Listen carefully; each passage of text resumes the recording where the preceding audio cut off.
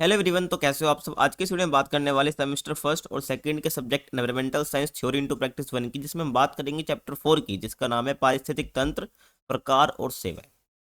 पारिस्थितिक तंत्र के बारे में ऑलरेडी जान चुके हैं। यहाँ पर हम उसके टाइप्स के बारे में बात करेंगे और उसकी सेवा यानी सर्विसेज क्या होती है उसके बारे में हम बात करने वाले। वन शॉट में वीडियो रहने वाली है, यानी एक ही बारे में आपकी यूनिट जो है खत्म हो जाएगी। अगर आपको फ्री पीडीएफ नोट्स चाहिए तो कहाँ मिलेंगे? टेलीग्राम पर मिल जाएंगे, जिसका नाम है एकलव्य स्नातक वन, तो आप ज्वाइन कर सकते हो। आगे बात करते हैं। अगर मैं बात करूं पारिस्थितिक तंत्र की, तो वो छोटे निकाय यानी कि तालाब से लेकर बड़े महासागर तक और छोटे जंगलों से लेकर पूरे वन तक हो सकते हैं। अब ये मत पूछना भी पारिस्थितिक तंत्र क्या होता है, पिछली वीडियो में हमने जान चुके हैं, है ना। तो वो छोटे पारिस्थितिक तंत्र से लेकर बड़े बड़े पारिस्थितिक तंत्र भी हो सकते हैं, है ना भाई। चाहे वो महासागर हो, चाहे वो तालाब हो, चाहे वो कोई झील ही क्यों ना हो, है ना। चाहे पूरा वन ही क्यों ना हो, समझ रहे हो, या कोई छोटा जंगल ही क्यों ना हो। तो ये प्राकृतिक और मानव निर्मित दोनों प्रकार के होते हैं। यानी कहने का मतलब ये है, जो पारिस्थितिक तंत्र होते हैं ये प्राकृतिक यानी नेचुरल भी हो सकते हैं, जैसे कि जंगल हो गया, नदी हो गया, और ये मानव निर्मित भी हो सकते हैं, जैसे खेत और बाग हो गया। दोनों ही जगह पर हमें कोई ना कोई प्रकार के जो है ऑर्गेनिज्म देखने को मिलेंगे, जो उस वातावरण में रह रहे होंगे, इकोसिस्टम बिल्ड कर रहे होंगे। अब इसी आधार पर ना हम मुख्य वर्गीकरण कर सकते हैं पारिस्थितिक तंत्र का। किस आधार पर? एक होता है भाई स्थलीय पारिस्थितिक तंत्र, यानी जो भूमि पर पाया जाता है। एक होता है जलीय पारिस्थितिक तंत्र, जो जल में मिलता है हमको देखने को। समझ आ रहा है भाई? आगे चलते हैं। तो पारिस्थितिक तंत्र जो है ना, मानव जीवन को विभिन्न उत्पाद और सेवाएं देकर बनाए रखते हैं, जैसे कि भोजन, स्वच्छ वायु, पानी, मिट्टी की उर्वरता। समझ रहे हो? तो जो पारिस्थितिक तंत्र है, जो इकोसिस्टम है अपना, वो मानव जीवन को अलग अलग प्रोडक्ट हो गया, सर्विस देता रहता है ना। जैसे अब भोजन हो गया, स्वच्छ वायु हो गया, पानी, मिट्टी की उर्वरता। और बढ़ती जनसंख्या और अधिक संसाधन उपयोग के कारण जो पारिस्थितिक तंत्र है ये क्षतिग्रस्त हो रहे हैं। सही बात है। अब देखो, मान लो एक वन है, जंगल एक पारिस्थितिक तंत्र है, जंगल से हमें बहुत सारी चीजें मिलती हैं। यानी पारिस्थितिक तंत्र जो है मानव को बहुत चीजें देता है, बहुत उत्पाद और सेवाएं देता है। लेकिन क्या हो रहा है, जनसंख्या बढ़ रही है ना, संसाधन की डिमांड बढ़ रही है, तो जैसे इस वजह से क्या हो रहा है, पारिस्थितिक तंत्र को यहाँ पर नुकसान पहुंचाया जा रहा है। जैसे लकड़ी के लिए, है ना, अब लकड़ी की मांग बढ़ रही है तो ये जंगलों को काट देते हैं, तो जंगल वाला जो पारिस्थितिक तंत्र है पूरा नष्ट हो जाता है। तो कहने का मतलब यही है। इसलिए पारिस्थितिक तंत्र का संरक्षण और पुनर्स्थापन, है ना, उसको फिर से बिल्ड करवाना बहुत जरूरी है। और ये समझना बहुत जरूरी है कि भाई पारिस्थितिक तंत्र का संरक्षण कितना जरूरी है। समझ आया भाई आपको? आगे चलते हैं। अब हम बात करते हैं पारिस्थितिक तंत्र के प्रकार की। देखो भाई, तो पहले हम बात करेंगे स्थलीय पारिस्थितिक तंत्र की, जन्म जलीय वाले की बात हम करने वाले हैं। तो पृथ्वी पर कई प्रकार के स्थलीय पारिस्थितिक तंत्र हमको देखने को मिल जाते हैं। इनकी जो विविधता हमको देखने को मिलती है, मेनली वो जलवायु, मिट्टी, वर्षा, ऊंचाई और प्रमुख वनस्पतियों पर निर्भर करते हैं कि भाई किस प्रकार के हमें स्थलीय पारिस्थितिक तंत्र देखने को मिल रहे हैं। जैसे जलवायु वैसा पारिस्थितिक तंत्र, जैसे मिट्टी वैसा पारिस्थितिक तंत्र, यानी डाइवर्सिटी जो है यहाँ पर इकोसिस्टम की, वो इन्हीं पर डिपेंड कर रही है। ये आपको ध्यान रखना है। समझ आ रहा है? आगे चलते हैं। तो पहले हम बात करते हैं, ये स्थलीय में आएगा, ठीक है सारा। वन पारिस्थितिक तंत्र यानी कि फॉरेस्ट इकोसिस्टम। तो उसकी मुख्य विशेषताएं क्या होती है? इनमें पेड़, झाड़ियां, लताएं, घास, जानवर, सूक्ष्मजीव और इनके अजैविक घटक जैसे कि तापमान, वर्षा, मिट्टी, स्थलाकृति शामिल होते हैं। और वनों की संरचना जो है उनकी जलवायु और मिट्टी के अनुसार अलग अलग होती है। अब मैं बहुत सारे आपको वन बताने वाला हूँ, ठीक है। वो अलग अलग क्यों है? क्योंकि वहाँ की मिट्टी की संरचना अलग है, वहाँ पे उसी प्रकार के पेड़ पौधे उगते हैं, और वहाँ की जलवायु अलग है, वहाँ पर उसी प्रकार के क्या हमें पेड़ पौधे तो देखने को मिलते हैं, और वहाँ पर हमें जो जो सूक्ष्म जीव है, जानवर, उस प्रकार के ही देखने को मिलते हैं, जो उस जलवायु को झेल पाते हैं। तो प्रत्येक वन जो है विशिष्ट प्रकार के जानवरों के आवास बनाते हैं। आपको हर वन में सभी सेम प्रकार के जानवर देखने को नहीं मिलेंगे। उसी वन में वही जानवर देखने को मिलेगा जो उस कंडीशन में रह सकता है, उस जलवायु में रह सकता है। समझ आ रहा है? आगे चलते हैं। भारत में वनों के मुख्य प्रकार की बात कर लो तो भाई शंकुधारी वन होते हैं, उसके बाद चौड़ी पत्ती वाले वन होते हैं। चौड़ी पत्ती वाले वन को हम देखो यहाँ पर कैटेगराइज कर सकते हैं, जैसे कि सदाबहार वन, पर्णपाती वन, कांटेदार वन और मैंग्रोव वन। और अपनी छोटी क्लास में पढ़ा है 11वीं 12वीं में, ठीक है। आगे चलो। शंकुधारी वन की बात करें, स्थान की बात करेंगे भाई सबसे पहले इसमें, तो हिमालय की ऊंची पर्वत श्रृंखलाएं जो हैं, यहाँ पर आपको शंकुधारी वन देखने को मिल जाएंगी। लंबी सर्दी और शून्य से नीचे तापमान यहाँ पर आपको देखने को मिल जाता है। या ऐसी जगह पे आपको शंकुधारी वन देखने को मिलेंगे जहाँ पे लंबी सर्दी पड़ती हो, शून्य से नीचे तापमान आपको देखने को मिलता हो। ठीक है, समझ आ रहा है? वनस्पति की बात करूँ तो ऊंचे पेड़, नीचे की ओर झुकी हुई शाखाएं यहाँ पर होती है ना, जो कि बर्फ हटाने में मदद करती है, क्योंकि ये ठंडी जगह पर आपको देखने को मिलेंगी। सुई जैसी पत्तियां आपको देखने को मिलेंगी ना, आप देखो इमेज में देख भी सकते हो शंकुधारी वन को। इसकी जो पत्तियां वो कैसी है भाई? बिल्कुल सुई जैसी है। और मुख्यतः जहाँ पे जिम्नोस्पर्म यानी जो कोन वाले पौधे होते हैं वो देखने को मिलते हैं। और धान, और इनका एग्जाम्पल जो शंकुधारी वन में जो एग्जाम्पल आपको देखने को मिल जाएगा वो चीड़ और देवदार, है ना। ये कुछ पेड़ हैं जो आपको शंकुधारी वन में देखने को मिल जाते हैं, समझ आ रहा है। आगे चलते हैं। जीव जंतु की बात करूँ, जंगली बकरी आपको देखने को मिल जाएंगी, भेड़ आपको देखने को मिल जाएगा, हिमालय काला भालू आपको देखने को मिल जाएगा। और यहाँ पर कुछ दुर्लभ प्रजातियां जो बहुत रेयर आपको देखने को मिलती हैं, वो यहाँ पर आपको देखने को मिल जाएंगी, जैसे कि भाई हिम तेंदुआ, हंगूल, हिमालय भूरा कालू, भूरा भालू। ठीक है भाई, समझ आ गया, आपको ध्यान रखना है। आगे चले। नेक्स्ट हम बात करते हैं सदाबहार वन की, इंग्लिश में बोलते हैं इसको एवरग्रीन फॉरेस्ट। स्थान की बात करूँ तो पश्चिमी घाट पे आपको देखने को मिल जाएगा, उत्तर पूर्वी भारत और अंडमान और निकोबार। तो ये जो स्थान है जहाँ पर आपको सदाबहार वन देखने को मिल सकते हैं। सदाबहार वन क्या है? जो हमेशा से ग्रीन, जो पूरे साल ग्रीन रहते हो, ठीक है ना। तो पेड़ पूरे साल पत्तियां बदलते रहते हैं, हमेशा हरे भरे दिखते हैं, ये इनकी विशेषताएं हैं। शाखा एक दूसरे से मिलकर घनी छतरी बनाती, कैनोपी बनाती है ना। देखो जैसे कि देखो ये भी एक पेड़ है, ये भी एक पेड़ है ना, तो ऊपर क्या करे, इसके शाखाएं मिलकर एक छतरी टाइप बना लेती है, एक छत बना लेती है, यानी जो क्या करती है, नीचे बिल्कुल छाया बनाने का काम कर रही होती है। तो यही बोला गया, तो शाखाएं क्या करते हैं, एक दूसरे से मिल जाती हैं और घनी छतरी बना लेती हैं, है ना। तो आसमान दिखता भी नहीं है जब तुम नीचे खड़े होगे सदाबहार वनों के अंदर। तो सूर्य का प्रकाश जमीन तक कम पहुंचता है क्योंकि छत बना दी गई है ना भाई, इन घनी छतरी बन चुकी है क्योंकि शाखा एक दूसरे से मिल गई हैं। और छाया प्रिय पौधे उगते हैं यहाँ पर, जो छाया लाते हैं ना, वैसे वाले पौधे यहाँ पर उगते हैं जिनकी शाखाएं आपस में मिल जाती हैं। तो सूर्य का प्रकाश जमीन तक नहीं पहुंच पाता है। और जैव विविधता सबसे अधिक देखने को मिलती है सदाबहार वनों में। प्रजातियों की बात करूँ, यहाँ पर आपको ऑर्किड फर्न देखने को मिल जाएगा। जानवर की बात करूँ तो बाघ, तेंदुआ, सांभर, पेड़ का मेंढक आपको देखने को मिल जाएगा। कुछ दुर्लभ प्रजातियां भी हैं जो बहुत रेयर हैं, दुर्लभ है, कम है, जैसे आपको और कहीं देखने को नहीं मिलेगी, जैसे कि pygmy hog, lion tailed macaque. ठीक है भाई, ध्यान रखना, क्वेश्चन आ रखा है भाई, लायन टेल्ड मकाक वाला, ध्यान रखना। ये कहाँ पर देखने को मिलेगा? सदाबहार वन में देखने को मिलेगा आपको। आगे चलें। नेक्स्ट हम बात करते हैं पर्णपाती वन, जिसको बोलते हैं डेसिडियस फॉरेस्ट इंग्लिश में। तो स्थान की बात करो तो मध्यम वर्षा वाले क्षेत्र हो गया, दक्कन प्रायद्वीप आपको जो हो गया, ठीक है, डेक्कन की जगह आप दक्कन करो, ठीक है ना, और मध्य भारत। तो यहाँ पर आपको जो है पर्णपाती वन देखने को मिल जाएंगे। पेड़ सूखे मौसम में पत्तियां गिरा देते हैं, जैसे जो पर्णपाती वन में आपको पेड़ देखने को मिलेंगे, जैसे ही आ, सूखे मौसम आएगा यानी गर्मी का टाइम आएगा थोड़ा सा, तो वो पत्तियां गिरा देती हैं। ठीक है, देखो आप देख सकते हो कुछ इसी प्रकार के पर्णपाती वन दिखते हैं जहाँ पर जो जो पेड़ है वो पत्तियां गिरा देते हैं। ठीक है भाई। मानसून में पत्तियां फिर से विकसित हो जाती है, जैसे ही मानसून आएगा, थोड़ा सूखा मौसम हट जाएगा ना, थोड़ा गीला मौसम हो जाएगा क्योंकि बारिश हो जाती है, तो उसी प्रकार से क्या होता है, पत्तियां फिर से विकसित होने लग जाती हैं। और सूर्य का प्रकाश जमीन तक पहुंचने से नीचे घनी झाड़ियां होती हैं, है ना भाई। तो सूर्य का प्रकाश जो है ना जमीन तक पहुंच जाता है, इस वजह से क्या होता है, नीचे जो घनी झाड़ियां आपको देखने को मिलती है। देखो जैसे कि यहाँ पर मैं देखो सर्कल कर रहा हूँ, तो घनी झाड़ियां हैं यहाँ पर नीचे आप देखोगे। ठीक है, आगे चले। पेड़ की बात करूँ तो आपको सागौन, साल, एन पेन आपको पेड़ आपको देखने को मिल जाएगा। जानवर की बात करूँ तो बाघ, चीतल, भौंकने वाला हिरण, फ्लाई कैचर और हॉर्नबिल आपको जो है यहाँ पर जानवर देखने को मिल जाएंगे। नेक्स्ट हम बात करते हैं कंटीले या झाड़ीदार वन की। स्थान की बात करूँ तो राजस्थान, गुजरात, अर्ध शुष्क और शुष्क क्षेत्र, यानी या मैं कहूँ तो कोई भी ऐसा क्षेत्र जो बिल्कुल सूखा हो या अर्ध शुष्क क्षेत्र हो, मतलब ना पूरी सूखा ना पूरा गीला, ऐसे क्षेत्र में आपको क्या देखने को मिलेगा भाई? कंटीले झाड़ीदार वन आपको देखने को मिल जाएंगे। इमेज देखो आप, ये क्या होते हैं, आपके कंटीले झाड़ीदार वन होते हैं। वनस्पति की बात करूँ जो आपको इस वन में देखने को मिल जाती है, वो है भाई जीरोफाइटिक पौधे। जीरोफाइटिक पौधे क्या है भाई? जो कम पानी में जीवित रह सकते हैं, इसलिए तो यहाँ पे उग रहे हैं, क्योंकि यहाँ पर पानी ऑलरेडी कम है, शुष्क क्षेत्र है ना। गहरी जड़ें होती हैं इसकी, उदाहरण के लिए बबूल, खेजड़ी और बेर। जीव जंतु की बात करूं तो black buck, chinkara, sambar, monitor lizard, ये आपको जीव जंतु देखने को मिल जाएंगे यहाँ पे। आगे चलें। नेक्स्ट हम बात करते हैं मैंग्रोव वन की। स्थान की बात करूँ तो तटीय क्षेत्र पे आपको देखने को मिल जाएंगे।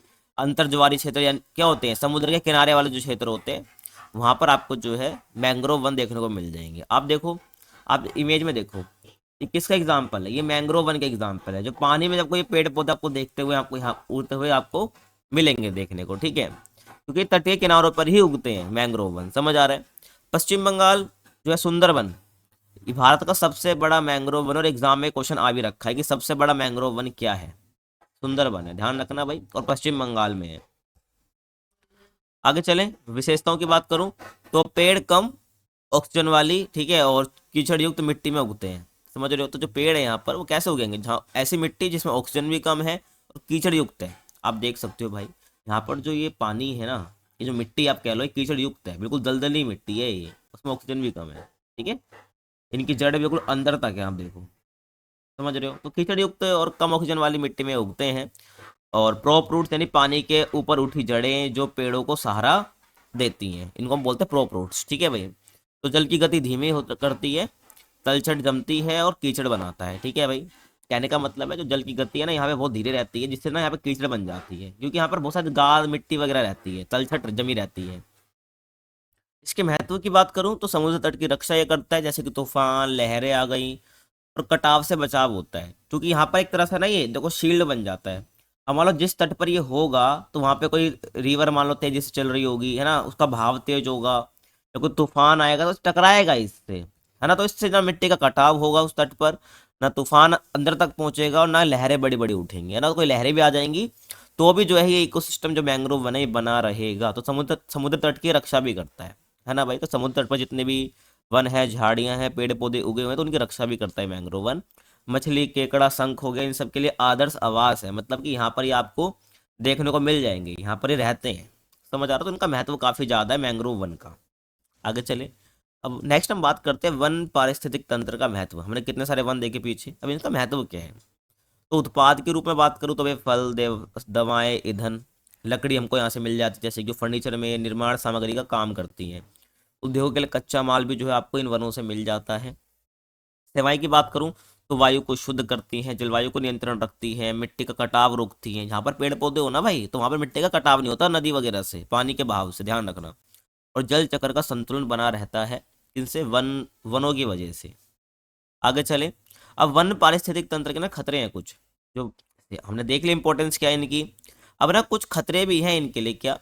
वनों की कटाई हो रही है तो ये खतरा है इनके लिए, जैसे जिस प्रकार से शहरीकरण बढ़ रहा है तो वो भी इनके लिए एक तरह से थ्रेट है। औद्योगिकरण के लिए खतरा है, अधिक कृषि विस्तार। अब कृषि करोगे तो भाई जमीन तो चाहिए होगी, तो पेड़ों की कटाई हो जाती है, तो कृषि विस्तार से भी क्या हो रहा है, खतरा बन चुका है वन पारिस्थितिक तंत्रों पर। वन संसाधनों का अत्यधिक दोहन हो रहा है भाई। ठीक है, लिमिटेशन में तुम यूज कर रहे हो लकड़ी के लिए, हल्के एक आध पेड़ काट रहे हो नहीं, लेकिन तुम अत्यधिक दोहन कर रहे हो वन संसाधन का, ठीक है ना, तो बड़े खतरे वाली बात है। पूरा पारिस्थितिक तंत्र यहाँ पर बिगड़ जाता है। आक्रामक प्रजातियां भी जो है इस वन में आ जा रही हैं, जिससे क्या हो जा रहा है, यहाँ पर खतरा बन जाता है। और वन विखंडन, ठीक है, नहीं वन वन यहाँ पर जो है टूट रहे हैं, वनों को विखंडित किया जा रहा है। तो ये कुछ खतरे हैं वन पारिस्थितिक तंत्र के लिए। आगे चले। अब संरक्षण के उपाय क्या है। तो भाई वनीकरण करो, यानी कि पेड़ पौधे लगाओ ज़्यादा से ज़्यादा उसी जगह पे, तो ये संरक्षण के उपाय हैं। वन संसाधनों का सतत उपयोग, मतलब कि वन संसाधन जो है उनका इस प्रकार से यूज करो कि ना वन वन के संसाधन का अधिक दोहन होए, मतलब कि वो खत्म ही ना हो जाए, क्योंकि जो आने वाले जनरेशन है उनके लिए वो संसाधन बचे रहें और वन संसाधन खत्म भी ना हो, यानी अति दोहन ना हो किसका, वन संसाधनों का, समझ रहे हो भाई। तो सतत उपयोग करो, यानी कि एक तरह से विवेकपूर्ण तरीके से यूज करना है। और संरक्षित क्षेत्रों का विस्तार करना, यानी कि राष्ट्रीय उद्यान, वन्य जीव अभयारण्य और बायोस्फीयर रिजर्व इस कैटेगरी में डालना चाहिए, ठीक है, क्योंकि ये क्या है, बेसिकली ये बचाते हैं वनस्पतियों को, पारिस्थितिक तंत्र को एक तरह से। राष्ट्रीय उद्यान, वन्य जीव अभयारण्य, बायोस्फीयर रिजर्व ये सुरक्षा देते हैं, ठीक है, ध्यान रखना है। जैसे हम बोल रहे राष्ट्रीय उद्यान, तो यहाँ से एक तरह से आप समझ लो, जिसको हमने राष्ट्रीय उद्यान बोल दिया है, वन्य जीव अभयारण्य बोल दिया, वो सुरक्षित होगी एक तरह से, वहां पर कोई ज्यादा इन्वेड नहीं कर सकता किसी प्रकार से संसाधन के लिए, या वहाँ किसी जीव को मारना हो, शिकार करने के लिए, ऐसा कुछ भी नहीं हो सकता है। तो संरक्षित क्षेत्रों का विस्तार भी किया जा सकता है, यानी जैसे हम किसी और वन को हम क्या कैटेगरी में डाल सकते हैं, जैसे कि वन्य जीव अभयारण्य में, बायोस्फीयर रिजर्व के अंदर, ऐसे ये कुछ संरक्षण के उपाय आपको पता होने चाहिए। नेक्स्ट हम बात करते हैं टुंड्रा पारिस्थितिक तंत्र। टुंड्रा क्या है भाई, जो एकदम ठंडी जगह पे होता है, ठीक है, उसको टुंड्रा पारिस्थितिक तंत्र बोलते हैं। स्थान की बात करूं तो आपको देखने को मिल जाएगा भाई आर्कटिक टुंड्रा और अल्पाइन टुंड्रा, ठीक है ना। आर्कटिक टुंड्रा क्या है, जो बिल्कुल आपको अत्यंत उत्तरी अक्षांश पे देखने को मिलेगा, जहाँ गर्मियों में बर्फ पिघलती है और सर्दियों में तो बर्फ जमी रहेगी। आपको बिल्कुल जो हाई अक्षांश है ना, उच्च अक्षांश जो आपका उत्तरी अक्षांश में, वहां पर आपको जो है आर्कटिक टुंड्रा देखने को मिलता है। तो कहने का मतलब है जहाँ पर आर्कटिक है, समझ रहे हो। उसके बाद अल्पाइन टुंड्रा, ये ऊंचे पर्वतों में देखने को मिल जाएगा, वृक्ष रेखा के ऊपर आपको देखने को मिलेगा अल्पाइन टुंड्रा, समझ आ गया। जलवायु की बात करूँ यहाँ पर तो बहुत लंबी और अत्यंत ठंडी सर्दी यहाँ पर आपको देखने को मिलेगी। यहाँ की जलवायु इस प्रकार की है, छोटी और ठंडी गर्मियाँ होती है बहुत, ना के बराबर, जो होती है तो उससे बर्फ पिघलती है। वो वर्षा बहुत कम होती है और वो भी गर्मियों में होती है। प्रजातियों की विविधता और उत्पादकता बहुत कम है, यानी यहाँ पर आपको डाइवर्सिटी बहुत कम देखने को मिलेगी स्पीसीज के अंदर, और यहाँ पर आपको उत्पादकता भी बहुत कम देखने को मिलेगी। समझ आ रहा है भाई। उत्पादकता है कि आपको आगे कंसेप्ट मिल जाएगा, ठीक है, उत्पादकता के बारे में। आगे चलें। वनस्पति की बात करूं तो काई, लाइकेन, घास, सेज, यहाँ पर कुछ आपको जो है वनस्पति देखने को मिल जाती है। बोने पेड़ जैसे कि बोना, विलो, बोना, मिर्च, ये कुछ बोने पेड़ जो यहाँ पर आपको देखने को मिलते हैं। और परमाफ्रोस्ट तो जमी हुई मिट्टी के कारण बड़े पेड़ यहाँ पर नहीं उग पाते हैं, ध्यान रखना है। आपको छोटे छोटे पेड़ ही आपको देखने को मिलेंगे यहाँ पर। जीव जंतु की बात करूँ तो लेमिंग्स, भेड़िए, नेवले, आकटिक, लोमड़ी, बर्फीला उल्लू, कुछ अनुकूलित स्तनधारी यहाँ पर आपको मिल जाएंगे। स्तनधारी मतलब जो बच्चे देते हैं, ठीक है ना। तो कुछ अनुकूलित मतलब जो यहाँ की जलवायु को अडेप्ट कर चुके, अनुकूलित कर चुके हैं, है ना भाई, ध्यान रखना। तो यहाँ पर आपको स्तनधारी भी देखने को मिल जाएंगे। खतरे की बात करूँ तो तेल और गैस की खोज और सैन्य गतिविधियों की वजह से जो है इन आर्कटिक पर, अल्पाइन टुंड्रा पर क्या बन चुका है, खतरा बन चुका है। जलवायु परिवर्तन तो परमाफ्रॉस्ट पिघलने से टुंड्रा में शंकुधारी पेड़ प्रवेश कर जा रहे हैं। गर्मियों में क्या होता है ना, तो ये देखो, ये जो परमाफ्रॉस्ट है, यानी जो बर्फ जम रखी है, तो वहाँ पे छोटे पेड़ उग पाते हैं, है ना। और जब ये पिघल जाती है परमाफ्रॉस्ट, तो इस वजह से क्या हो रहा है, शंकुधारी जो पेड़ है वो आगे प्रवेश कर जा रहे हैं। क्यों? क्योंकि उनको जब ये परमाफ्रॉस्ट पिघलती है तो यहाँ पर इनको कंडीशन मिल जाती है ग्रो होने की, तो शंकुधारी वन यहाँ पर प्रवेश कर जाते हैं। जिससे अब होगा क्या, तो यहाँ का जो टुंड्रा पारिस्थितिक तंत्र है वो बिगड़ जाएगा, यानी प्राकृतिक संतुलन यहाँ पर बिगड़ जाएगा। समझ रहे हो भाई, शंकुधारी पेड़ों के प्रवेश करने से। आगे हम बात करते हैं घास के मैदान की, यानी कि ग्रासलैंड इकोसिस्टम की। इसके मुख्य विशेषताओं की बात करूं तो बड़े भूदृश्य जहां घास प्रमुख वनस्पति होती है, पेड़ बहुत कम होते हैं, बिखरे हुए होंगे अगर है भी तो। वर्षा इतनी होती है कि वन नहीं बन सकते, लेकिन रेगिस्तान भी नहीं बनता, यानी बारिश बहुत कम हो रही है, जिससे रेगिस्तान भी नहीं बन रहा, पूरी तरीके से वन भी नहीं बन रहे, बस घासें उग रखी है बहुत सारी, और पेड़ है भी तो बहुत कम है और बिखरे बिखरे हुए हैं, है ना। ध्यान आपको रखना है, मुख्य विशेषताएं होती हैं। विश्व के प्रमुख घास भूमि के नाम आपको याद रखने हैं, एमसीक्यू में आ सकता है। एमसीक्यू तो आपके एग्जाम में नहीं आते, लेकिन फिल इन द ब्लैंक्स आते हैं, तो ये एग्जाम के लिए काफी इंपॉर्टेंट हो जाता है। जो प्रेरीज है, यहाँ अमेरिका में जो घास भूमि होती है उसको प्रेरीज बोला जाता है। दक्षिण अमेरिका के अंदर पंपास बोला जाता है, यूरेशिया के अंदर स्टेपिज बोला जाता है, और अफ्रीका के अंदर सवाना बोला जाता है, ठीक है, ये आपको ध्यान रखना है। और न्यूजीलैंड के अंदर कैंटरबरी बोला जाता है, ये ध्यान आपको रख लेना, मैंने बता दिया है। आगे चलें, घास भूमि के प्रकार की बात कर लेते हैं। तो पहले हम बात करेंगे उष्ण कटिबंधीय घास भूमि, यानी कि ट्रॉपिकल ग्रासलैंड। यहाँ पे साल भर गर्म रहते हैं। दो मौसम, बरसात और शुष्क, आपको देखने को मिलेंगे उष्ण कटिबंधीय भूमि में। उदाहरण के लिए अफ्रीका का सवाना, ये सबसे अच्छा एग्जाम्पल है उष्ण कटिबंधीय घास भूमि का। उष्ण कटिबंधीय घास भूमि इसका नाम इसलिए पड़ा क्योंकि उष्ण कटिबंधीय वाली जगह पे आपको, जब आप अपना पूरा अक्षांश और देशांतर को देखते हो, है ना, तो उष्ण कटिबंधीय वाला जो है यहाँ पर आपको रीजन देखने को मिलेगा। तो वहाँ पर आपको अफ्रीका देखने को मिल रहा है, अफ्रीका का सवाना देखने को मिल रहा है। तो वहाँ पर उष्ण कटिबंधीय एरिया में जिस प्रकार का मौसम रहता है वही आपको यहाँ पर देखने को मिलेगा, बरसात और शुष्क मौसम आपको देखने को मिलेगा। प्रमुख जानवर की बात करो तो जिराफ, जेबरा, गैंडा आपको देखने को मिलेगा, शेर, लक्कड़बग्गा और हाथी, ये कुछ जानवर है जो आपको यहाँ पर देखने को मिल सकते हैं। आगे चलें, शीतोष्ण घास भूमि की बात कर लेते हैं कि टेम्परेट ग्रासलैंड। तो शीतोष्ण वाला जो जगह है वहाँ पर आपको ये देखने को मिलेगा, ये वाली घास भूमि देखने को मिलेगी। तो उष्ण कटिबंधीय से कम वर्षा यहाँ पर आपको देखने को मिलती है। छोटी घास यहाँ पर मेन है। दो मौसम यहाँ पर आपको देखने को मिलते हैं, विकास का मौसम और सुप्त मौसम, ठीक है, ये दो मौसम यहाँ पर आपको देखने को मिल जाते हैं। विकास का मौसम जिसमें क्या होता है, यहाँ की जो घास वगैरह है वो विकास कर पाती है। भारत में घास भूमि के उदाहरण देख लो जो शीतोष्ण के अंदर ही आएंगे। हिमालय का चरगा बेल्ट, हिमरेखा तक जो है भाई आपको देखने को मिलेगा। तराई क्षेत्र, साल के जंगलों के बीच घास के पैच यहाँ पर आपको देखने को मिल जाते हैं, ठीक है, साल पेड़ है, ध्यान रखना। अर्धशुष्क मैदान, पश्चिमी, मध्य और दक्कन क्षेत्र में आपको देखने को मिलेगा। 16 घास भूमि, पश्चिमी घाट, नीलगिरी, अन्नामलाई। तो भारत में जो घास भूमि है जो शीतोष्ण घास भूमि के अंतर्गत आती है आपको देखने को मिल जाता है। आगे चले, उपयोग की बात करूँ तो मवेशियों का चरगा, ईंधन हेतु घास यहाँ पर आपको मिल जाती है, और परागकणों का आवास है। क्या भाई, परागण को या परागकण आप बोल सकते हो। आपको पता होगा ना परागकण क्या होते हैं। पराग वो होते हैं परागकण जो क्या करते हैं, एक पौधे से निकलते हैं दूसरे पौधे पर जाके बैठते हैं, जिस वजह से क्या होता है वहाँ पर एक सीड बन जाता है, फिर दूसरा पौधा उग जाता है ना। जैसे ह्यूमन में क्या होता है आपको पता है, सेक्सुअल इंटरकोर्स होता है, तो ऐसे ही फ्लावर में भी होता है, जिस वजह से दूसरा सीड बन के फिर एक पौधा बन पाता है। तो वो पराग कणों की वजह से क्या है यहाँ पर, ये जो पराग है वो दूसरे पौधे पर पहुंच पाता है। तो जो जितने भी पराग कण हैं वो यहाँ पर इनका आवास आपको देखने को मिल जाएगा। खतरे की बात करूं तो अति चराई, क्योंकि यहाँ पर क्या है आपको शीतोष्ण घास भूमि देखने को मिल रही है, छोटी घास वगैरह यहाँ पर है। और भारत के अंदर आपको इतनी जगह मैंने बताया जहाँ पर आपको शीतोष्ण घास भूमि देखने को मिलती है।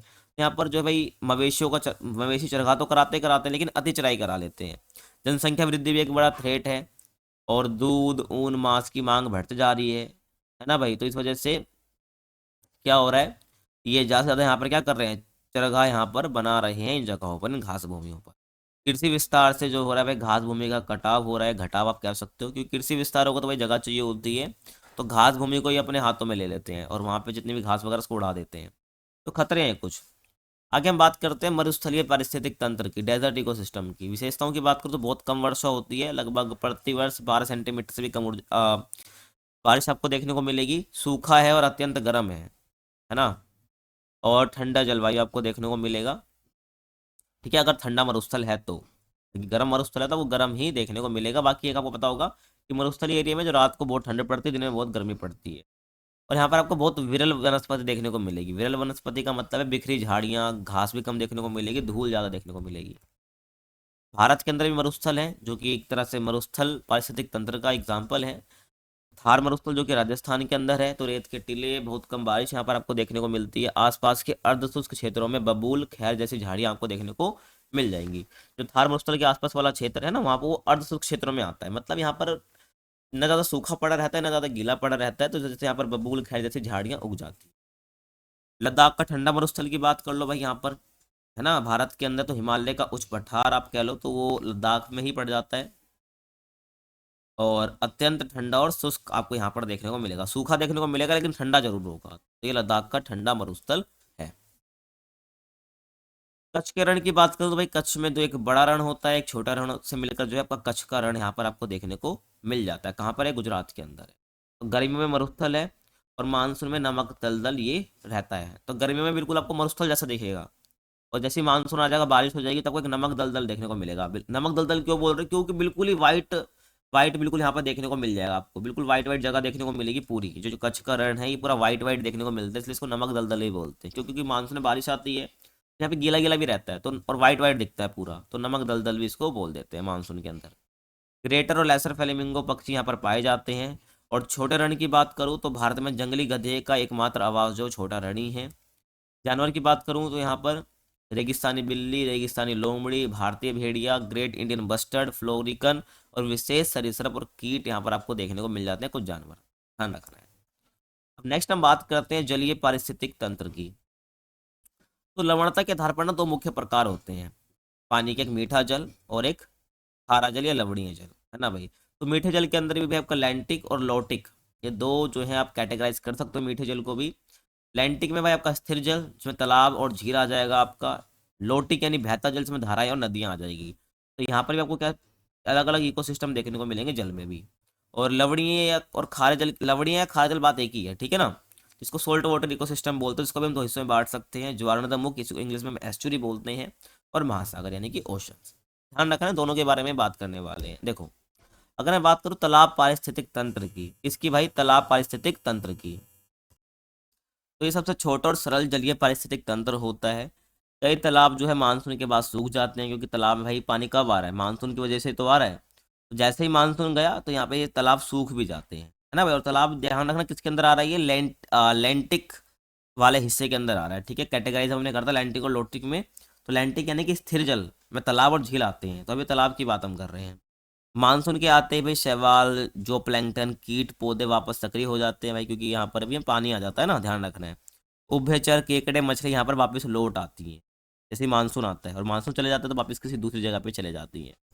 किनारों पर तैरने वाली घास और जड़ वाली वनस्पति यहाँ पर उगने को आपको देखने को मिल जाएगी, है ना। जैसे कि देखो ये तालाब है ना, तो किनारों पर देखो कितनी सारी यहाँ पर घास और वनस्पति उगी हुई है, जल वाली, ठीक है, सॉरी जड़ वाली, ठीक है ना भाई, ध्यान रखना है, जिनके अंदर जड़ भी फैली हुई है नीचे तक। और तालाब के अंदर कई खाद्य श्रृंखलाएं बनती हैं।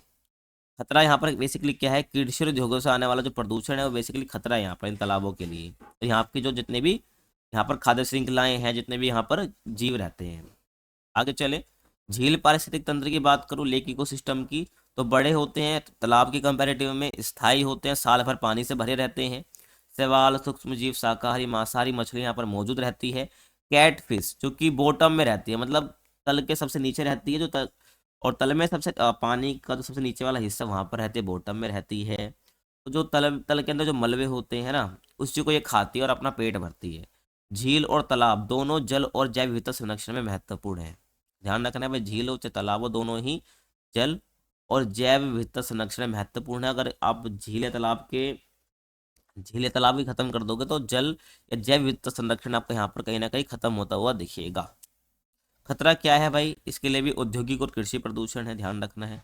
उद्योगों से आने वाला प्रदूषण है और जो कृषि से आने वाला प्रदूषण है। नेक्स्ट हम बात करते हैं धाराएं और नदियों की, यानी बहते हुए जल की, जिसको हम लोटिक इकोसिस्टम भी बोलते हैं। तो बहते जल का पारिस्थितिक तंत्र है ये, स्ट्रीम नदी से छोटा है, ठीक है। और पोषक तत्वों और ऊर्जा का खुला प्रवाह यहाँ पर आपको देखने को मिलता है। ठीक है भाई, ध्यान रखना है, क्योंकि यहाँ पर भी इकोसिस्टम आपको देखने को मिल रहा है ना, तो यहाँ भी खाद्य श्रृंखलाएं चल रही हैं।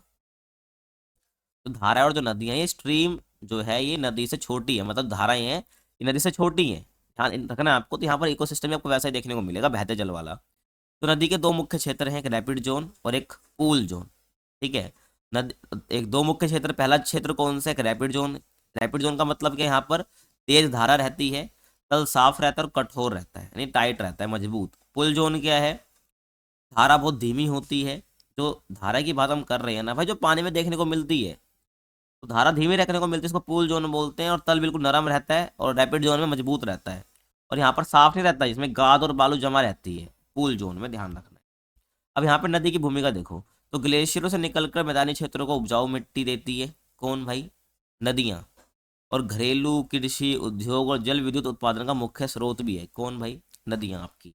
अब नदी क्यों पढ़ा रहा हूँ मैं आपको इसमें, क्योंकि भाई धाराएं और जो नदियां हैं, धारा तो मैंने बता दी आपको, यहाँ पर दो मुख्य जो क्षेत्र आ गए, यहाँ पर इस प्रकार की यहाँ पर आपको जो है पारिस्थितिक तंत्र देखने को मिलेगा।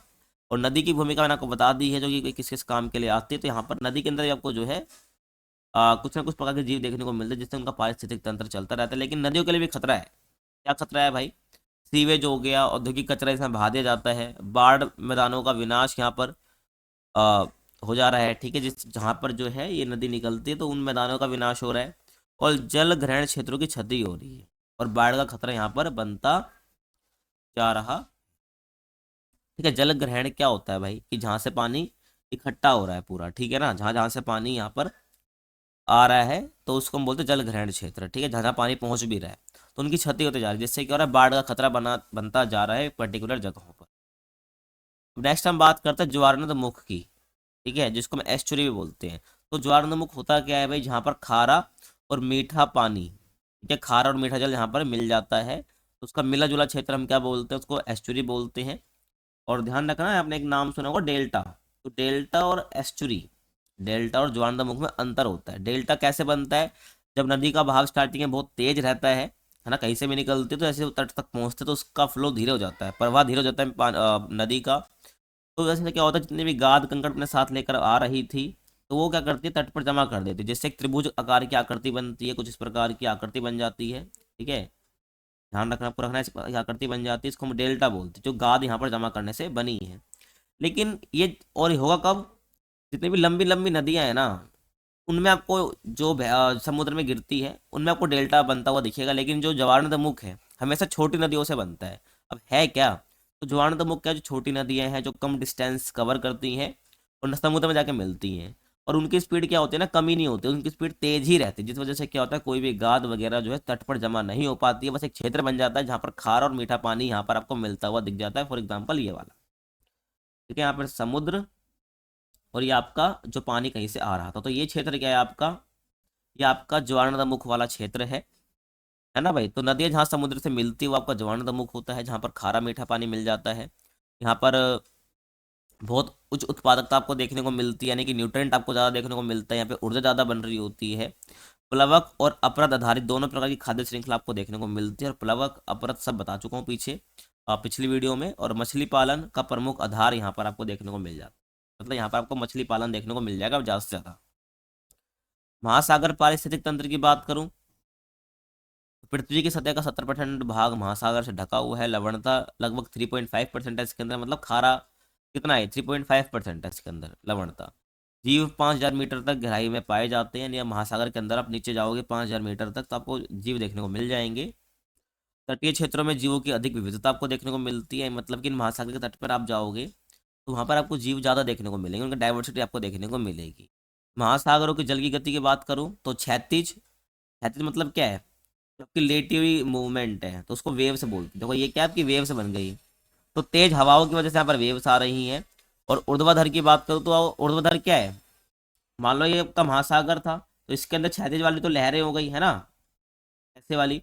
लेकिन जब बात आ रही ऊर्ध्वाधर मतलब होती है उठी हुई गति, तो उठी हुई गति ऐसे होती है, तो इसको हम क्या बोलते हैं, इसको ज्वार बोलते हैं, जो कि चंद्रमा और सूर्य के गुरुत्व की वजह से आते हैं, ग्रेविटेशनल फोर्स की वजह से आती है। अब जो ये पानी आपको ऊपर उठता हुआ नीचे बैठता हुआ दिख रहा है किस वजह से होता है, आप आपको पता होगा ये हमारा क्या है, मान लो अर्थ है ना, यहाँ पर आपको चांद भी देखने को मिल जाएगा, सूरज भी देखने को मिल जाएगा इसके बगल में। तो क्या हो रहा होता है ना भाई, सूरज का चांद का गुरुत्वाकर्षण बल लग रहा होता है। अभी पृथ्वी को तो अपनी तरफ खींच ही नहीं पाते हैं, जो कि गुरुत्वाकर्षण बल से खींचा जाता है, लेकिन क्या होता है पानी जो है ना भाई हमारी पृथ्वी पर वो जरूर खिंच जाता है, ध्यान रखना। इस वजह से क्या होता है पानी का लेवल ऊपर आता है, समझ रहे हो भाई, ध्यान आपको रखना है। आगे बात करें महासागर धाराओं के, ऐसे महासागर हैं उनके कुछ समुदाय होते हैं, तो उसके प्रकार की बात हम कर लेते हैं। जैसे कि पहला तटीय समुदाय है, फिर प्रवाल भित्ति समुदाय आएगा, तो ऐसे समुदाय की हम बात करने वाले हैं, ठीक है भाई। देखो पहले तटीय समुदाय की बात करते हैं, जो कि क्या है, पहला महासागरीय समुदाय है। तो सीप, लिम्पेट, समुद्री घास यहाँ पर आपको देखने को मिलती है, कि कोस्टल कम्युनिटी है ये, तो ये कोस्ट पर देखने को मिलती है और लगातार ज्वार भाटे से प्रभावित रहती है। ज्वार भाटा है क्या, पानी का जो ऊपर नीचे होना है ना, ऊपर उठता है पानी इसको ज्वार बोलते हैं, नीचे गिरता है पानी का जो लहर उठी उसको ज्वार, नीचे गिरी तो उसको भाटा बोलते हैं। तो लगातार ज्वार भाटे से प्रभावित रहता है कोस्टल वाला एरिया। परवाल भित्ति समुदाय की बात करो, कोरल रीफ कम्युनिटी कुछ इस प्रकार की दिखती है भाई, ध्यान रखना है। तो सिलेंट्रेट जानवर आपको देखने को मिलेंगे और सहजीवी शैवाल आपको यहाँ पर देखने को मिलते हैं। कैल्शियम कार्बोनेट संरचना यहाँ पर बनी होती है। कैल्शियम कार्बोनेट का फॉर्मूला क्या होता है, Ca, ठीक है, CO3, ध्यान आपको रखना है, ये कैल्शियम कार्बोनेट होता है। तो इससे संरचना बनी रहती है कि इसकी परवाल भित्ति की। और अत्यधिक जैव विविधता वाला क्षेत्र है, यहाँ पर आपको बहुत प्रकार की आपको जीव देखने को मिल जाएंगे, अलग अलग प्रकार के। प्रमुख स्थान आपको कहाँ देखने को, प्रमुख स्थान की बात कर लेते हैं, मतलब कि जहाँ पर आपको परवाल भित्ति समुदाय देखने को मिलेगा, कच्छ की खाड़ी, अंडमान निकोबार, लक्षद्वीप और मुन्नार की खाड़ी, ये ऐसे स्थान है जहाँ पर आपको परवाल भित्ति समुदाय देखने को मिलेगा, क्योंकि भाई महासागरीय समुदाय के अंदर ही आता है। आगे चलें, विश्व की सबसे बड़ी परवाल भित्ति क्या है, ग्रेट बैरियर रीफ है, जो कि ऑस्ट्रेलिया के अंदर है, एग्जाम आ सकता है भाई। खतरा क्या है, जलवायु परिवर्तन और समुद्री प्रदूषण की वजह से जो है यहाँ पर इनको इम्पैक्ट पड़ सकता है, इफेक्ट आ सकता है। अगला हम बात करते हैं नैरोटिक क्षेत्र। तो नैरोटिक क्षेत्र कौन सा क्षेत्र होता है भाई, जो महाद्वीपीय शेल्फ वाला क्षेत्र होता है। अब ये महाद्वीपीय शेल्फ वाला कौन सा एरिया होता है, तो आपने तट देखा होगा भाई, जहाँ पर जो है महाद्वीप खत्म हो रहा होता है, तो ऐसे ना देखो ऐसे शैलो एरिया बन जाता है। तो जो ये वाला रीजन है ना, इसको महाद्वीपीय शेल्फ एक तरह से हम बोल देते हैं। तो यहाँ पर तल पर रहने वाले आपको बेंथोस जीव आपको देखने को मिलते हैं। प्रकाश उपलब्ध होने से यहाँ पर आपको अनेक मछलियाँ आपको देखने को मिल जाती है, क्यों, क्योंकि यहाँ पर ना आपको प्रकाश डायरेक्ट पड़ जाता है। और शैवाल और क्रस्टेशियन, क्रस्टेशियन क्या होता है भाई, झींगे, केकड़े, इन सबको क्रस्टेशियन बोला जाता है, ठीक है भाई। तो यहाँ पर आपको जो है ये प्रकार के जो है यहाँ पर जीव आपको देखने को मिल जाएंगे। नेक्स्ट हम बात करते हैं प्लेजिक समुदाय की। तो सतही प्लेजिक होते हैं, गहरा प्लेजिक, की आपको ध्यान रखना है।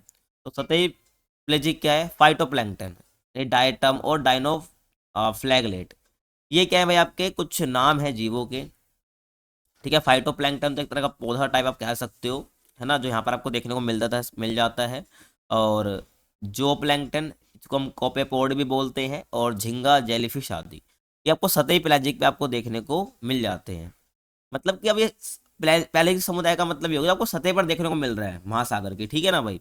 गहरा प्लेजिक क्या है भाई, जो समुद्र के थोड़ा नीचे हो गया, महासागर के थोड़ा नीचे हो गया, तो यहाँ पर आपको बहुत कम प्रकाश देखने को मिलेगा, यहाँ पर प्रकाश भी ज़्यादा पड़ता है, लेकिन गहरे प्लाजिक में प्रकाश ही बहुत कम जाता है। और यहाँ पर विषम पोषित जीव आपको देखने को मिलते हैं, जो दूसरे पर डिपेंडेंट रहते हैं। और मृत कार्बनिक पदार्थ यहाँ पर क्या होता है भाई, भोजन होता है, यानी कि जो कार्बनिक पदार्थ कैसा, जो किसी के मरने से, किसी जीव के मरने से जो इस महासागर के नीचे जा चुका है, वो मृत कार्बनिक पदार्थ बन जाएगा, उसी वही भोजन होता है किसका, विषम पोषित जीवों का। लेकिन सतही पैलेजिक में ऐसा कुछ नहीं है, यहाँ पर प्रकाश पहुंचता है जब कुछ, तो यहाँ पर झींगा, जेलीफिश वगैरह जो है अपना खाना खुद यहाँ पर बना लेते, खा लेती है, समझ आ रहा है। आगे चले, गहरे समुद्र का बेंथोस समुदाय, ये को रह गया है, तो यहाँ पे प्रकाश नहीं है, विषम पोषित जीव देखने को मिलते हैं, बैक्टीरिया यहाँ पर होते हैं। और अत्यधिक दबाव और ठंड में जीवित रहने वाले अनुकूलित जीव, ऐसे जीव होते हैं जो कि दबाव ठंड में जीवित रह सकते हैं। समझ आ गया। तो गहरे समुद्र का बेंथोस समुदाय मैंने बता दिया है, इसको ध्यान रखना है। अब महासागरों के महत्व की बात करूं तो समुद्री भोजन का प्रमुख स्रोत ये होते हैं। परिवहन और व्यापार हेतु मार्ग प्रोवाइड कराते हैं महासागर। आपको पता है ना जल मार्ग किसे कहते हैं? तो जल मार्ग कुछ नहीं, मतलब महासागर समुद्री तो है, जिसकी वजह से जो शिप की वजह से व्यापार कर पाते हैं, अंतर्राष्ट्रीय व्यापार हो पाता है। जलवायु नियंत्रण में काफी मदद करते हैं भाई महासागर, और ऑक्सीजन उत्पादन का महत्वपूर्ण स्रोत भी है महासागर। समझ आ गया। लेकिन खतरे भी कुछ हैं क्या? सीवेज और औद्योगिक कचरे से प्रदूषण यहाँ पर हो रहा है, प्लास्टिक कचरा जो फेंका जा रहा है महासागर के अंदर, तो खतरे हैं ये। और जलवायु परिवर्तन हो रहा है, जलवायु को नियंत्रित करता तो है, लेकिन जलवायु परिवर्तन अगर ज़्यादा हो रहा है, अगर ज़्यादा ऐसी कंडीशन बन रही है जैसे जलवायु परिवर्तन चेंज हो रहा है, तो महासागर भी कभी कभी जो है नहीं रोक पाता है। नहीं, एक लिमिटेशन ही होता है उस टाइम, उसके अगर आगे कोई चीज़ एक्सीड होती है तो वो परिवर्तन हो ही जाता है। अगर जलवायु परिवर्तन हो रहा है तो परवाल भित्तियों का जो समुदाय है वो हराश होता हुआ हमें दिख जाएगा। समझ आ रहा है? ये ध्यान रखना है। नेक्स्ट हम बात करते हैं पारिस्थितिक तंत्र की सेवाओं की। तो पारिस्थितिक तंत्र सेवाएं क्या है? वो प्रत्यक्ष और अप्रत्यक्ष लाभ हैं जो कि मनुष्य प्रकृति से प्राप्त करता है। ठीक है, इंसान को जो भी प्रकृति से भाई जो भी लाभ मिल रहा है वो कहाँ से मिल रहा है? वो पारिस्थितिक तंत्र से मिल रहा है। तो चाहे वो प्रत्यक्ष तौर पर मिल रहा हो या अप्रत्यक्ष तौर पर मिल रहा हो बेनिफिट प्रकृति से, वो पारिस्थितिक तंत्र की सेवाएं ही हैं। ये सेवाएं जो है पृथ्वी की बुनियादी संरचना को बनाए रखती हैं और जीवन के विकास को संभव बनाती है ना। अब जो पारिस्थितिक तंत्र हैं जो सेवाएं दे रही हैं, इस वजह से क्या होता है? जीवन का विकास हो पाता है। अगर इनमें बदलाव होने से क्या होता है? मानव जीवन की गुणवत्ता पर बड़ा प्रभाव पड़ता है। अगर इन पारिस्थितिक तंत्र की जो सेवाएं हैं इनकी गुणवत्ता में प्रभाव आता है, बदलाव आता है, तो जो मानव जीवन की क्वालिटी है ना, है उसमें क्या देखने को मिलता है भाई? बड़ा प्रभाव देखने को मिलता है। अब जो पारिस्थितिक तंत्र है ना, इन सेवाओं को हम 4 मुख्य प्रकारों में डाल सकते हैं। अगर आपको फिर भी समझ नहीं आया पारिस्थितिक तंत्र सेवाएं क्या है, लेकिन अब जरूर समझ आ जाएगा क्या है। सिंपल सा मतलब ध्यान रख लो भाई, पारिस्थितिक तंत्र सेवाएं क्या हैं? जो मनुष्य प्रकृति से लाभ प्राप्त कर रहा है वो इनडायरेक्टली पारिस्थितिक तंत्र से मिल रही हैं। और 4 प्रकार कौन से हैं पारिस्थितिक तंत्र सेवाओं की, उसकी बात कर लेते हैं। पहला है प्रोविजनिंग सेवाएं। क्या होती हैं भाई? प्रत्यक्ष सामग्री या उत्पाद जो प्रकृति हमें देती है वो प्रोविजनिंग सेवाएं हैं जो कि हमें पारिस्थितिक तंत्र से मिल रही है। जैसे कि खाद्य सामग्री, जैसे फल सब्जी अनाज शहद मछली समुद्री भोजन पशुधन हो गया, है ना। हम ये सब चीज़ यूज़ करते हैं जो प्रकृति से मिलता है हमें। जल संसाधन यानी कि ताज़ा पानी, ईंधन और लकड़ी, जैसे कि ईंधन की लकड़ी फर्नीचर और निर्माण की जो कुछ काम कर रहे हैं, जैसे कुछ बना रहे हैं तो उसके लिए लकड़ी चाहिए होती है। तो ईंधन और लकड़ी कहाँ से मिल रही है? हमें पारिस्थितिक तंत्र से मिला, वन से ले रहे हैं ना, वन का एक पारिस्थितिक तंत्र है, तो वो सेवा है उनकी। प्राकृतिक संसाधन, फाइबर औषधियाँ तेल प्राकृतिक गैस आपको देखने को मिल जाती है। प्राकृतिक संसाधन जो कि वो पारिस्थितिक तंत्र से मिलती हैं। अन्य यानी कपड़े और अनुवांशिक संसाधन, ये कुछ है जो कि प्रोविजनिंग सेवाएं होती है पारिस्थितिक तंत्र की। आगे चलें, विनियमन सेवाएं की बात कर लेते हैं भाई। तो ये सेवाएं प्रकृति के नियंत्रण और संतुलन बनाए रखने में काफ़ी इंपॉर्टेंट प्रोसेस मानी जाती है ना भाई। तो विनियमन सेवा रेगुलेटिंग सर्विस यानी कि जो प्रकृति पर नियंत्रण और संतुलन बनाए रख रही है ना, जैसे कि हवा और पानी का शुद्धिकरण करना, जलवायु का नियंत्रण करना। क्योंकि अगर जितने ज़्यादा पेड़ पौधे होंगे, जितने, है ना, आप मान लो वन हो गया, पेड़ पौधे वाला जो पारिस्थितिक तंत्र है, तो उससे जो हवा शुद्ध रहती है, पानी शुद्ध रहता है, प्रकृति में नियंत्रण बना रहता है। कैसे नियंत्रण बना रहता है? जलवायु का नियंत्रण बना रहता है, क्लाइमेट रेगुलेशन रहता है। तो विनियमन सेवा भी हमको जो है मिलती है पारिस्थितिक तंत्र से।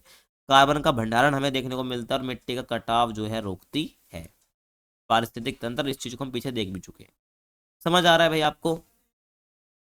प्राकृतिक खतरों का नियमन करती है, परागकण जो भाई आपको देखने को मिल जाते हैं, और कीट का नियंत्रण करती है, और अपघटन जो है ये आपको देखने को मिलता है पारिस्थितिक तंत्र के अंदर। होता है क्या अपघटन? आपको पता है, कचरे को सूक्ष्म जीवों द्वारा तोड़ा जाता है, तो इसको अपघटन बोलते हैं। और डेड प्लांट्स डेड एनिमल्स को भी जो है इस प्रकार से तोड़ा जाता है डिकम्पोजिशन में, ताकि उनको यूज करा जा सके ऊर्जा के लिए।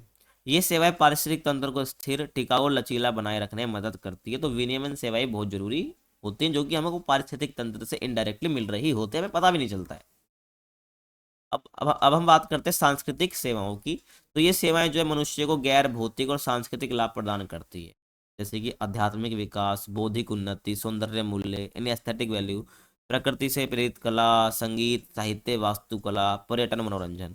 तो ये क्या गैर भौतिक है? कोई आपको प्रोडक्ट नहीं मिल रहा है, आपको सांस्कृतिक लाभ मिल रहा है, गैर भौतिक लाभ मिल रहा है। जैसे कि आध्यात्मिक विकास, किसी को मन की शांति चाहिए होती है वो जाके वनों में या किसी ऐसी जगह पर चले जाए, जैसे पहाड़ों पे चले गया, वो भी एक इकोसिस्टम है भाई। वो आपको सांस्कृतिक सेवाएं दे रहे हैं, कोई प्रोडक्ट तो नहीं दे रहे हैं। तो आध्यात्मिक, आपकी बौद्धिक उन्नति, सौंदर्य मूल्य, है ना, प्रकृति से प्रेरित जो कला है, संगीत बनते हैं, साहित्य लिखा जाता है, वास्तुकला बनती है, पर्यटन होता है, लोग घूमने आते हैं अलग अलग जगह पर, तो वो इकोसिस्टम ही है ना, मनोरंजन के लिए आते हैं। तो ये सब क्या है, सांस्कृतिक लाभ आपको मिलते हैं इकोसिस्टम से। सहायक सेवाएं, चौथी सेवाएं क्या है ये? तो ये सेवाएं वे बुनियादी प्रक्रियाएं होती हैं जो कि अन्य सभी सेवाओं को संभव बनाती है।